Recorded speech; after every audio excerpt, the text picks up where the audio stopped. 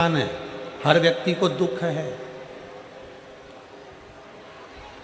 संसार में ऐसा कोई नहीं जन्मा जिसके जीवन में दुख नहीं है। पृथ्वी पर अगर मेरे भगवान राम जी ने भी जन्म लिया है, पृथ्वी पर अगर मेरे राम जी भी प्रगटे हैं तो उनकी जिंदगी में भी दुख आया। पृथ्वी पर अगर भगवान कृष्ण ने जन्म लिया है तो उनके जीवन में भी दुख आया।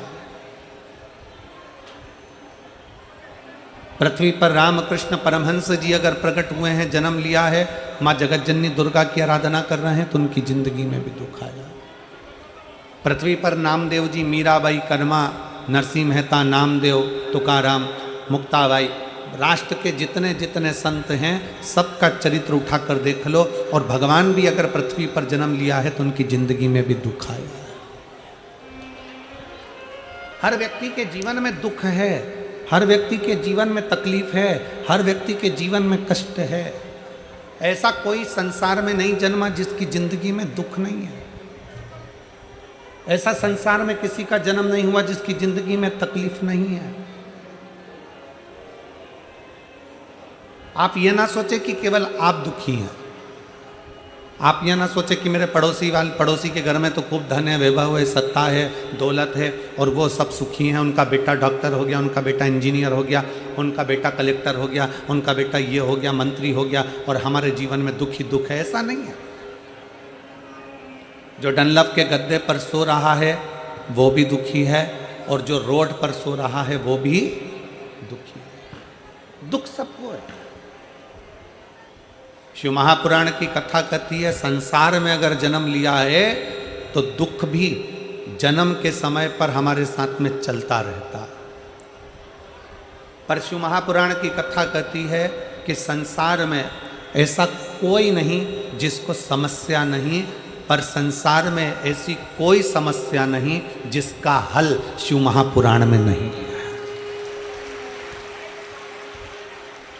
संसार में बहुत दुख है। प्रत्येक मनुष्य के जीवन में तकलीफ है, प्रत्येक मनुष्य के जीवन में कष्ट है, प्रत्येक मनुष्य के जीवन में दुख तकलीफें हैं। पर दुनिया का ऐसा कोई दुख नहीं बना जिस दुख का हल शिव महापुराण में नहीं है। प्रत्येक दुख का, प्रत्येक तकलीफ का, प्रत्येक कष्ट का हल शिव महापुराण के अंतर।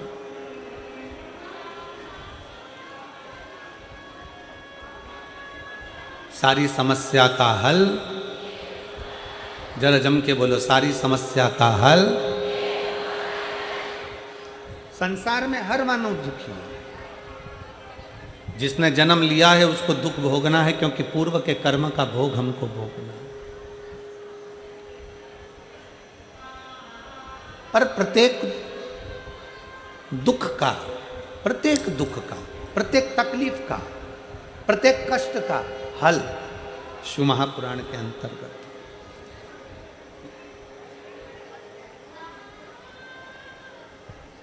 वो हल क्या है?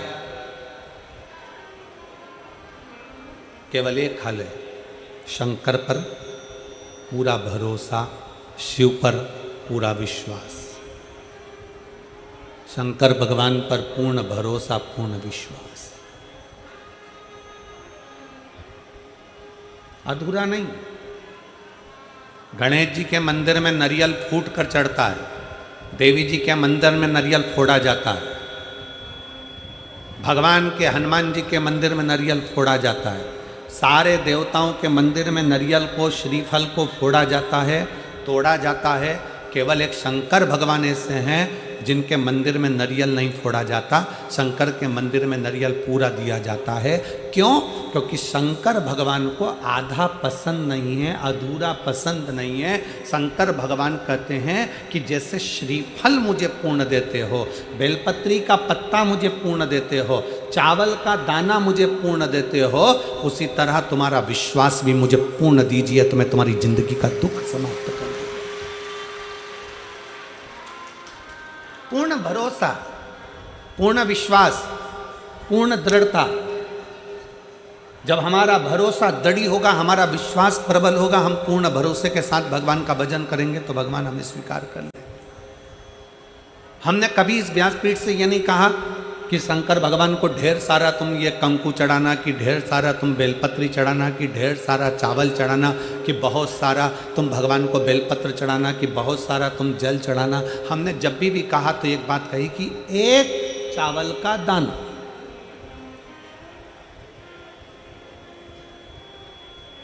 25 साल पुरानी कथा भी निकालोगे तो उसमें भी एक चावल का दाना मिलेगा, और आज की कथा भी निकालोगे तो एक चावल का दाना मिलेगा। 25 साल पहले की भी कथा निकालोगे तो 1 लोटा जल मिलेगा, 1000 लोटा जल नहीं। हाँ, सावन के महीने में 2 लोटा जल।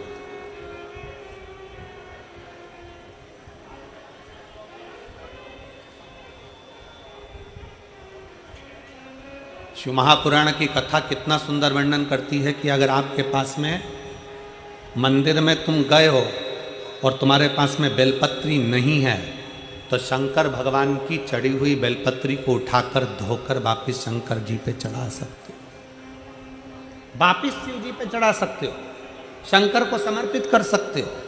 और मान लो शंकर जी के शिवलिंग के आसपास में बेलपत्र भी नहीं है, तुम्हारे पास में लोटा भर के जल भी नहीं है, तुम्हारे पास में चढ़ाने के लिए एक चावल का दाना भी नहीं है, तुम्हारे पास में चढ़ाने के लिए एक लगाने के लिए दिया भी नहीं है, तो शिव पुराण की कथा कहती है कि अगर कोई भक्त शंकर भगवान पर जल चढ़ा रहा हो या कोई भक्त शिव जी पर एक बेलपत्र चढ़ा रहा हो, मात्र उसके चढ़ाते हुए समय का दर्शन ही कर लेते हो तो हजारों अश्वमेध यज्ञ का फल भी हमें प्राप्त हो जाए। आपके पास में नहीं है, आपके पास में बेलपत्र नहीं है, आपके पास में धतूरा नहीं है, आपके पास में चावल का दाना नहीं है, आपके पास में जल नहीं है, आप तो किसी शंकर के मंदिर में शिवालय में आप पहुंच गए हो, एकांतेश्वर महादेव के पास पहुंच गए हो, भगवान शिव जी के पास पहुंच गए हो, तुम्हारे पास में कुछ भी नहीं है। और अगर कोई एक बेलपत्र भी चढ़ा रहा है, उसके चढ़ाते समय आप उसके बेलपत्र का दर्शन कर लीजिए। आपके पास नहीं है, कोई जल चढ़ा रहा है, चढ़ाते समय उसके जल का दर्शन कर लीजिए। आप शिव महापुराण की कथा सुनने नहीं गए हो, कोई सुनकर तुम्हारा पड़ोसी अगर तुम्हारे मोहल्ले में आया है, उसके मुख का दर्शन कर लीजिए तो भी हजारों अश्वमेध यज्ञ का फल प्राप्त हो।